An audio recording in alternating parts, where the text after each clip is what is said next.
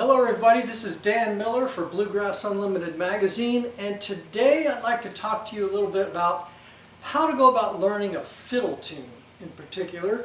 The way I think is a good way to do it. Everybody's not going to approach it this way, but I think over the years I've discovered and learned from people that this kind of approach is helpful, and so I want to put it out there in case it's helpful to you. If you're having trouble learning fiddle tunes quickly and easily, and learning how to create your own solos to fiddle tunes, learning how to improvise on fiddle tunes, or just tunes in general, I just want to put this approach out there for you, and maybe it'll work for you, or you can find some part of it that does work for you. Okay? I don't have an instrument in my hands today because I think learning a tune, the first thing you should do is learn it without the instrument in your hand. Okay, I agree with my friend and flat picking guitar master Dan Crary, who says that the first thing you do when you're learning a new tune is learn how to hum it, whistle it, or sing it without your instrument in hand. In other words, you've got to get it in your head, the whole tune. It's going to be helpful if you can get the whole tune in your head before you even put your hand on your instrument. So the other thing to do is to find the simplest version of the tune that you can. Okay, so let's say you're going to learn this tune, whether it's by ear or from tablature or any other kind of source. It's really great to find the simplest version that you can find. You don't want to go look for Kenny Baker's version, or Doc Watson or Tony Rice's version, or Sam Bush's version, or whoever your musical hero is, because what they've done is put their own character on it. They've taken the melody and they've added to it, they've interpreted it, they've changed it, they've modified it, and so it's not really the simplest form of the tune in most cases. And what you really want to start with is the simplest form of the tune that you can possibly find. And what I call that is the anchor notes of the tune, even really simpler than the bare melody. You can learn the bare melody and then even simplify it a little bit more by taking out repeated notes, or by taking out notes that are walk-ups to what we call anchor notes. Basically, you want to learn a version of the form that has the least notes possible and still be recognizable as that tune. There's many advantages to that, and the first, that it's going to be the easiest thing to learn because it usually has the least number of notes.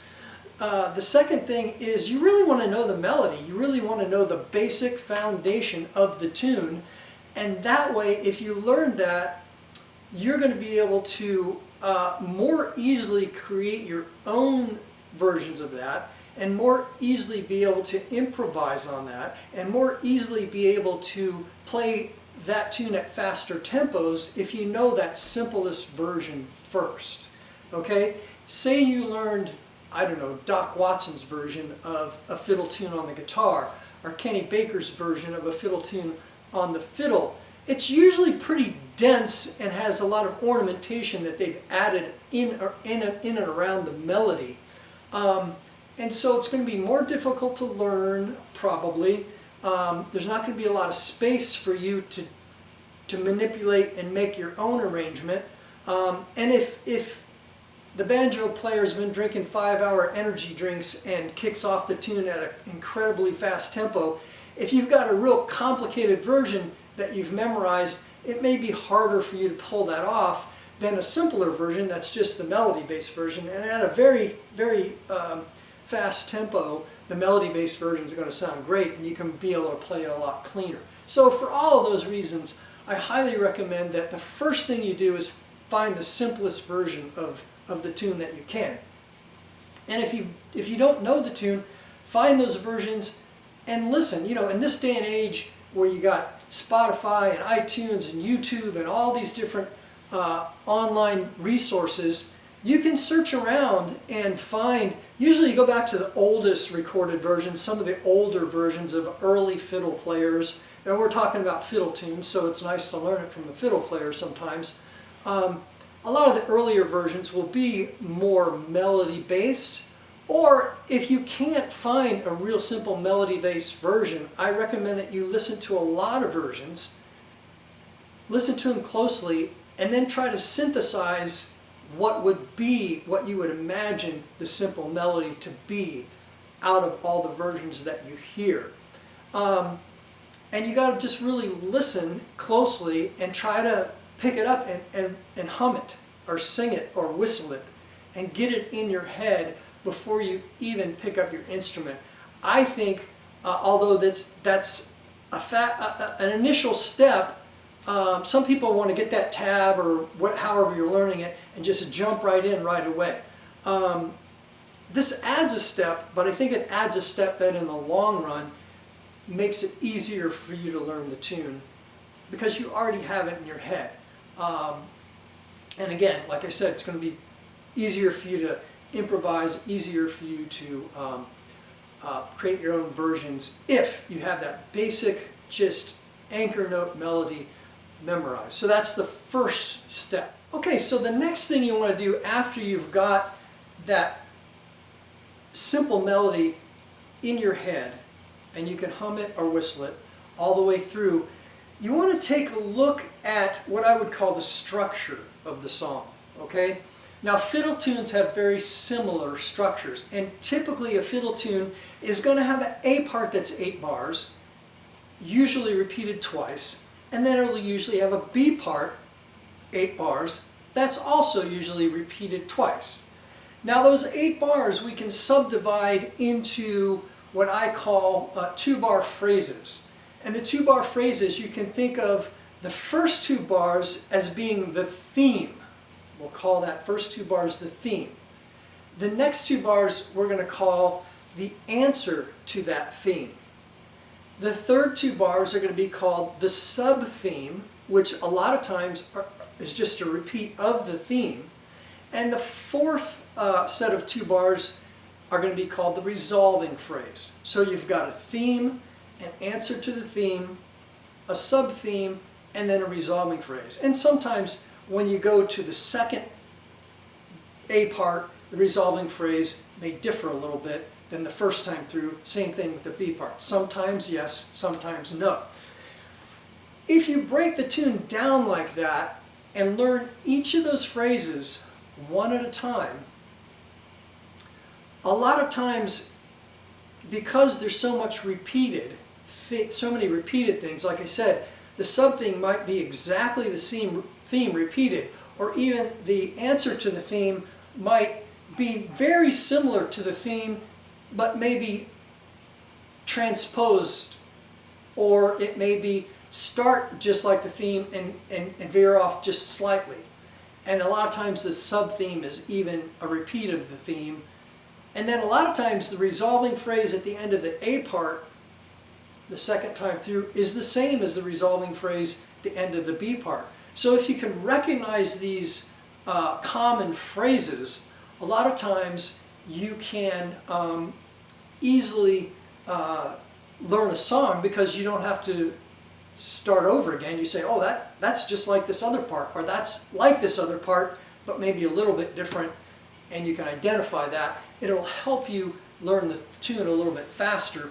And the other thing to do while you're learning these 2-bar phrases is really learn them, okay? What a lot of people do is they get their tab and they got the whole A and B parts out on the tab, and they'll go through the whole song, they'll go through the whole song, they'll go through the whole song, and they'll keep going through the whole song over and over and over again, trying to memorize it. And that's just too much information, boom, to try to absorb all at once. The best thing to do, I think, which helps you learn faster in the long run, is that you take the first 2 bars, that 2-bar phrase, that's the theme of the A part, and you learn that. Don't move on until you've absolutely got that down. Never have to look at the paper again, never have to listen to the recording again. You have it. You have it on your instrument. Then once you got those 2 bars, then you go to the second 2 bars, which is the sub-theme. And you work it until you know it. and then you go back and put those two parts together.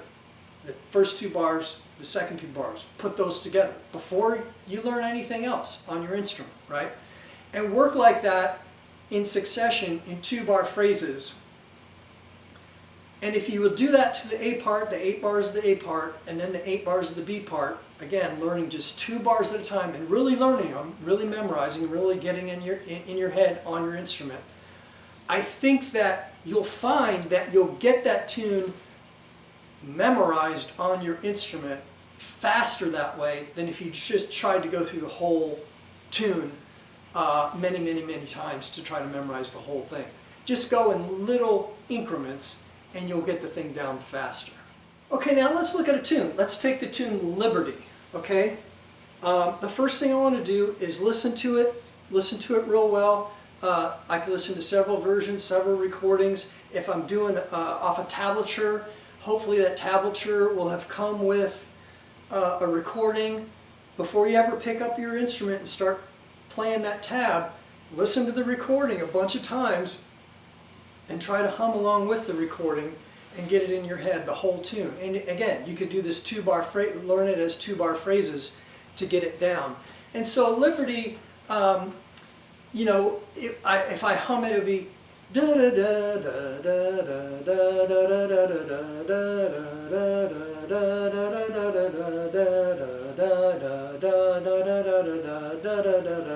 da da, A part. And that repeats, and then the B part would go da da da da da da da da da da,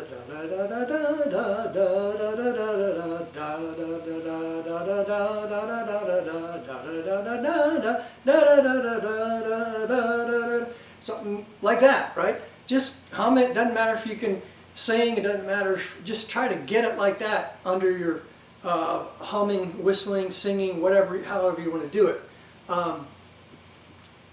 La-las or da-das or whatever, get that down. And then go back and try to sort of analyze it in the terms of what we're talking about in these 2-bar phrases. So let's just look at the A part. If I go da-da-da-da-da-da-da-da-da-da-da, so that would be the first phrase, what we call the theme. And the answer to the theme would be da-da, let me do the first part. Da da da da da da da da da da da da. So what I might recognize there is really the answer to the theme is pretty much the same exact as the theme, just transposed. So if we're playing this in the key of D, which we usually would, the first part is over a D chord, and the second part is over a G chord. Relative to those chords, it's basically the same set of notes. So we could hear that same pattern. And if we could recognize that, that would help us. That would help us in a lot of ways. It would help us learn it right off the bat. It would help us later if we kind of analyze each one of those, and we will as we get through this, what I call the analysis phase of this song. The more we analyze it, the more later we'd be able to do a lot of things with it in terms of creating solos, improvising, and even changing keys. If you go to a jam, somebody wants to do it in a different key, then you know how to do it. If you've gone through this analysis phase, it's not going to be too hard to change octaves, change keys, move it up the neck, move it down the neck. All of that will be helped by going through this analysis part, and we'll get deeper into the analysis next time, but this time I just want to show you how you can kind of go through it. So if we go through this, we've got the theme, da da da da da da da da da da, and then we go back to the sub theme. It repeats the theme, da da da da da da da da da. And then we got the resolving phrase, da da da da da da da, right? And we'll do some more analysis on this. But the first thing to recognize is the similarities here. The theme and the sub theme are similar but transposed. and then, I mean, the theme and the answer to the theme are similar but transposed, and then the sub-theme is exactly like the theme. And then the resolving phrase, we'll talk about what that does next time. The resolving phrase usually is a scale run that ends back at the home base, usually, but we'll talk about that next time. I just want you to get an idea of how going through an analysis like this of these 4 parts of the tune are going to be helpful to you. Years ago, when my kids were real little, Brian Wickland, a great fiddle teacher and fiddle player, was staying over at my house, and my kids were learning how to play fiddle, and they were very young, like maybe 5 and 6 years old. And he would teach them a little phrase, and he'd call that donkey. And he'd teach another little phrase, he'd call that cow. He'd teach another little phrase, he'd call that chicken. And they'd learn these little phrases separately, and then when he'd learn a tune, he'd say, okay, play donkey, play cow, play chicken, play donkey again. You know, he'd piece it together like that, and it made it not only fun for them to learn, but it made it easier for them to learn. And again, it was based on this idea of learning these 2-bar phrases and recognizing which ones were similar and how they were similar, or which ones were just identical.